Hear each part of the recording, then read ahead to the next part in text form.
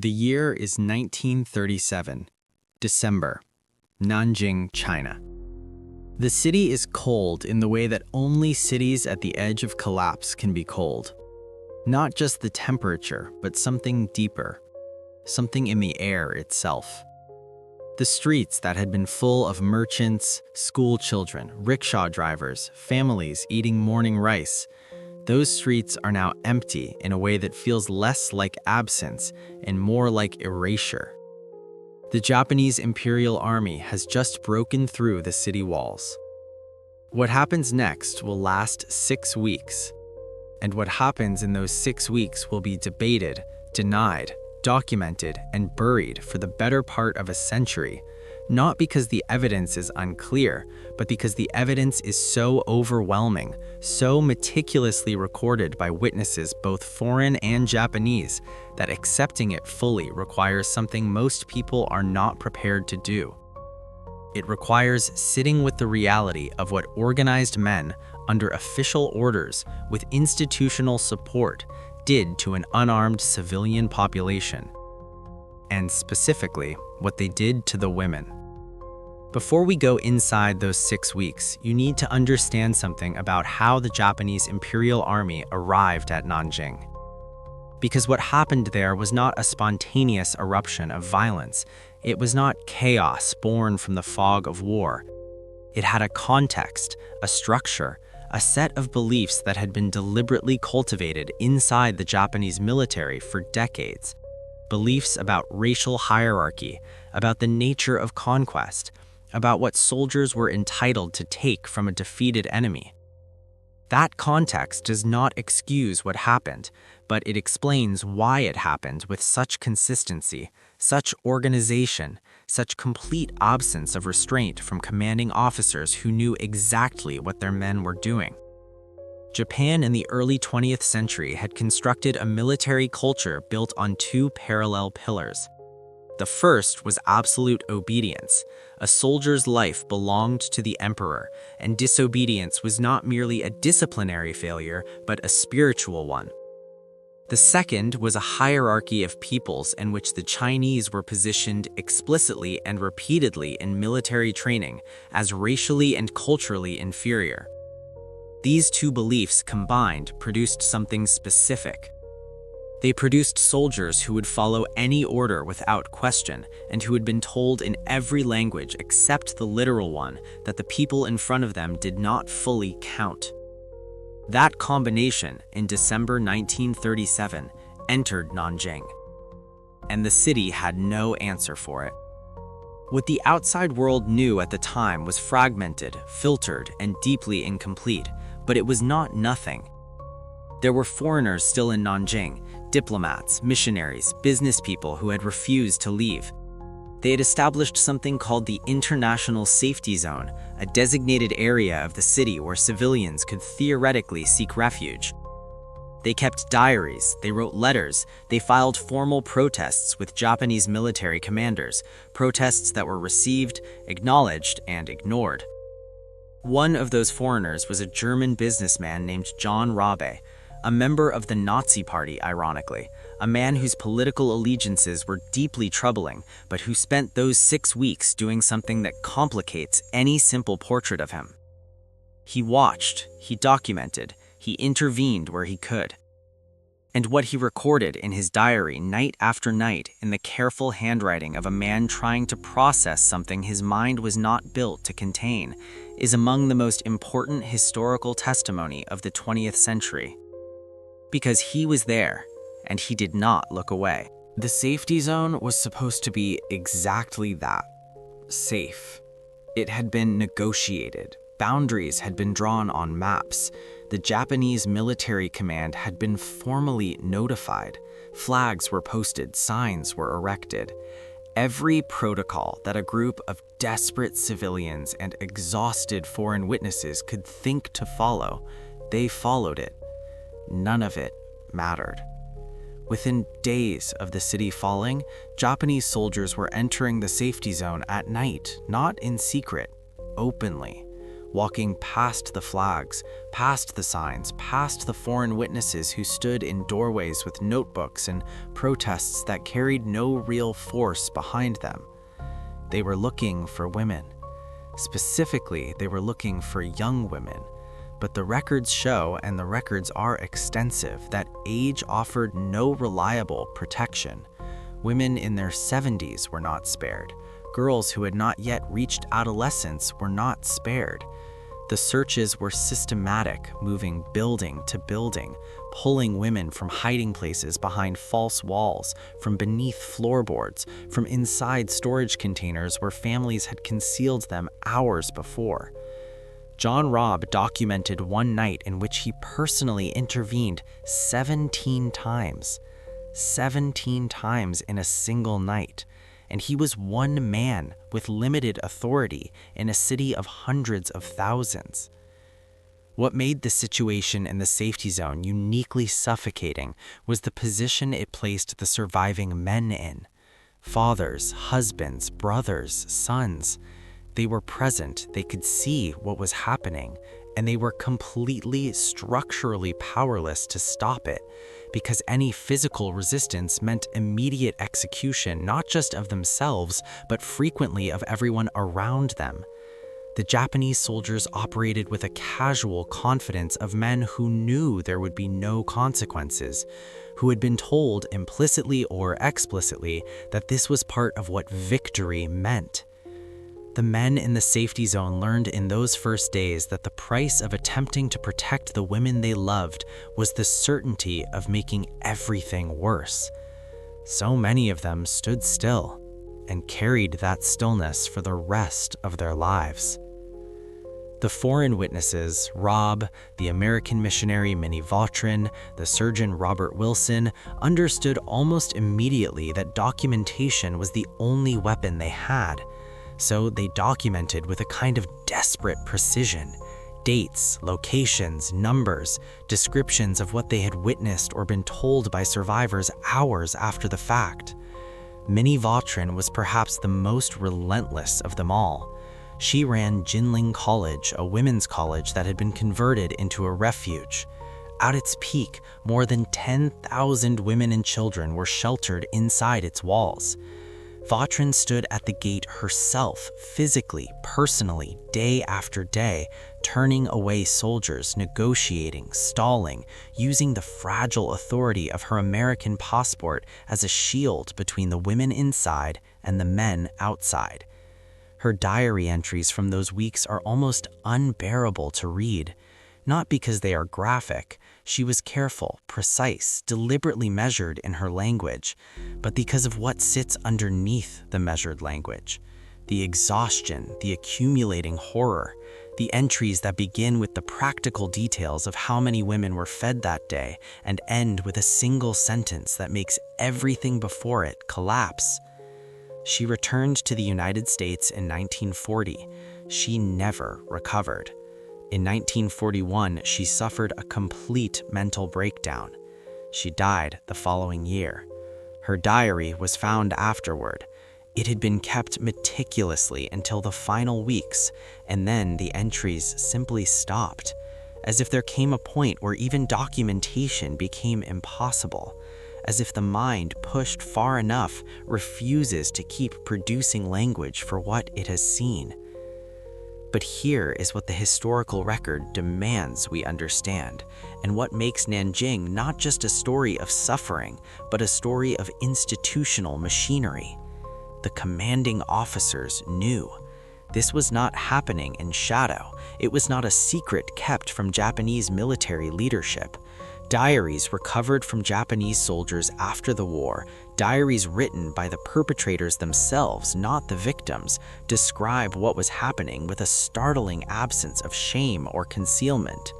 They wrote it down in their own words, in letters home. Which means the question is not whether the leadership knew. The question is what it means when leadership knows and sends no order to stop. There is a name for what was done to the women of Nanjing and across occupied China on an institutional scale: the comfort women system. And it requires its own examination because it did not emerge from the chaos of Nanjing. It predated Nanjing. It was constructed, deliberately, by the Japanese Imperial Military Command as an organized solution to what they internally described as a logistical problem.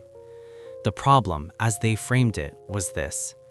Mass violence against civilian women in occupied territories was creating diplomatic complications. It was generating documentation. It was producing witnesses.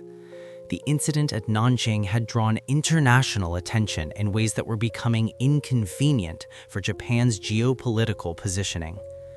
The solution they designed was not to stop the violence. It was to regulate it, to move it indoors, to give it paperwork. Beginning formally in the late 1930s and expanding aggressively through the early 1940s, the Japanese Imperial Army established a network of facilities across occupied China, Korea, the Philippines, Indonesia, and beyond. These facilities were given a neutral administrative name. They were supplied, managed, and inspected by military officials. They were listed in military budgets. They were, in every bureaucratic sense of the word, official. The women inside them were not there voluntarily. Recruitment methods varied by region, but the pattern was consistent enough to constitute a system. In Korea, which Japan had occupied since 1910, women and girls were taken under false promises, factory work, nursing positions, legitimate employment that would allow them to send money home to families living under the grinding poverty of colonial occupation. They arrived at train stations with small bags packed for a job. They did not understand where they were going until they were already there. In China and the Philippines, the methods were frequently less indirect. Women were taken from villages during military operations, taken from streets, taken from the same kind of refugee spaces that had failed to protect the women of Nanjing. The age range documented by survivor testimony and military records spans from teenagers to women in their 30s. The younger, the more valuable, and the internal logic of the system. That sentence should sit uncomfortably. It is meant to. What happened inside these facilities was not hidden from the soldiers who used them. It was not hidden from the officers who administered them. Military physicians conducted regular inspections, not to protect the women, but to protect the soldiers from disease. The women's health was a logistical concern, not a human one. Survivor testimony, gathered decades later by researchers in Japan, Korea, China, and the Philippines, describes conditions of almost total psychological obliteration. Women who had arrived with names, families, futures, reduced by deliberate and systematic process to something the system did not need to consider as fully human. Because the moment you build a bureaucratic structure around the exploitation of human beings, the moment you give it a budget line and an inspection schedule and a set of official regulations, you have done something specific and irreversible to the psychology of everyone operating inside that structure. You have made it normal. You have made it administrative. You have made it something that officers could discuss in morning briefings without lowering their voices. The women who survived, and many did not, from disease, from despair, from the violence itself, carried something back with them that had no name in the language available to them. In Korean and Chinese culture of that era, what had happened to them was not understood as something done to them by an occupying military power. It was understood as shame, their own shame. To be carried, to be hidden, to be taken to the grave if possible, because disclosure meant social destruction, rejection from family, impossibility of marriage, a life lived at the absolute margins of a community that had its own survival to manage, and no vocabulary for what these women had endured. Most of them were silent for decades. Some of them were silent forever. The ones who eventually spoke, who stood in front of cameras and government committees and international tribunals in their 70s and 80s, trembling with age and something fiercer than age, did so knowing speaking would cost them something. And they spoke anyway. Because silence, they had decided, was the one thing they were no longer willing to give. The war ended in August 1945. Japan surrendered. The occupations collapsed. The facilities were closed, hastily in many cases. Documents were burned, records were destroyed. In some locations, the women inside were simply abandoned, left in foreign territories thousands of miles from home, with no money, no documentation, no official acknowledgement that they had ever existed within the system that had consumed years of their lives. They made their way home however they could. Many didn't make it. Those who did returned to families who sometimes welcomed them in silence and sometimes did not welcome them at all. The shame that had been imposed on them by an occupying military force was now theirs to carry alone in peacetime, in communities rebuilding themselves around narratives of survival and resilience that had no room for what these women represented. Because what they represented was complicated. They were victims of a foreign military power, but they were also, in the social logic of deeply conservative post-war societies, women who had been, the word used was tainted, women whose bodies had become associated with the enemy, women whose very existence reminded communities of the helplessness of occupation, of the failure of men to protect their families, of a period everyone desperately needed to move past. So, they were moved past, quietly, efficiently, with the same bureaucratic invisibility the system had imposed on them during the war, now replicated in peacetime by the societies that should have protected them. The Tokyo War Crimes Tribunal convened in 1946. It lasted nearly 3 years. It prosecuted 28 senior Japanese military and political leaders for war crimes and crimes of peace. 7 were sentenced to death. 16 received life sentences. The comfort women system was not formally prosecuted. It was mentioned. It appeared in testimony. It existed in the documentary record that prosecutors had assembled. But it did not become a central charge. It did not result in specific convictions. The men who had designed it, budgeted it, inspected it, and defended it as a military necessity walked out of the tribunal without being held accountable for it specifically. There are historians who argue this was a matter of evidentiary priority, that the tribunal had limited time and overwhelming evidence across multiple categories of crime, that the decision to focus elsewhere was pragmatic rather than deliberate. There are survivors who have a different interpretation, and their interpretation is not difficult to understand.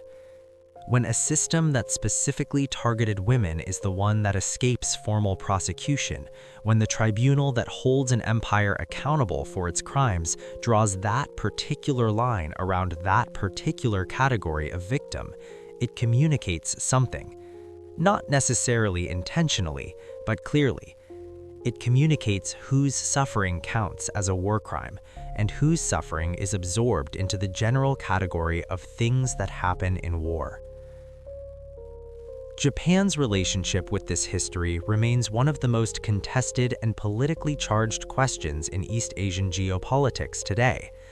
For decades, the official position shifted between acknowledgement and retreat, between apology and revision. In 1993, the Japanese government issued what became known as the Kono Statement, an official acknowledgement that the comfort women system had existed, that coercion had been involved, and that the government expressed what the statement carefully called sincere apologies and remorse. It was a significant moment. It did not last unchallenged. In the decades that followed, successive political figures questioned the statement's conclusions. Textbooks were revised. The number of women involved was debated in parliamentary sessions with a clinical detachment that survivors watching from Korea and China found, the word they used in interviews, was unbearable. Because the women who had survived were still alive. Some of them, old now, diminished in body but not in clarity. watching their history be negotiated by politicians who had not been there, watching the question of what had happened to them become a diplomatic instrument, something to be managed, calibrated, deployed, or withdrawn, depending on the state of relations between governments. They had not been consulted about becoming a diplomatic instrument. They had simply, one morning, decades ago, packed a small bag for a job that didn't exist, and everything after that had been decided for them. The last surviving comfort women are dying. Not metaphorically, literally, in real time, as historians scramble to record testimony, as activists fight for formal reparations, as governments negotiate the diplomatic cost of full acknowledgement, the women who were there are leaving. In South Korea, an organization called the Korean Council has maintained a public record of survivors since the 1990s. At the movement's peak, hundreds of women had come forward, women who had spent half a century in silence and then decided in the final years of their lives that silence was no longer acceptable. By 2024, the number of officially registered surviving Korean comfort women had fallen to single digits. Single digits. From an estimated 200,000 women across Asia who passed through that system to single digits who lived long enough and brave enough to speak publicly about what happened to them. The rest are gone, their testimony unrecorded, their names unknown, their suffering absorbed into the statistical language of wartime atrocity, where individual women become aggregate numbers and aggregate numbers become historical footnotes. Every Wednesday for more than 30 years, survivors and their supporters gathered outside the Japanese embassy in Seoul. Every Wednesday, without exception, in summer heat and winter cold, elderly women in folding chairs holding signs, demanding an acknowledgement that was always almost given and never quite fully arrived. The Wednesday demonstrations became the longest-running protest in South Korean history. Some of the women who started those demonstrations did not live to see their conclusion. They died still waiting.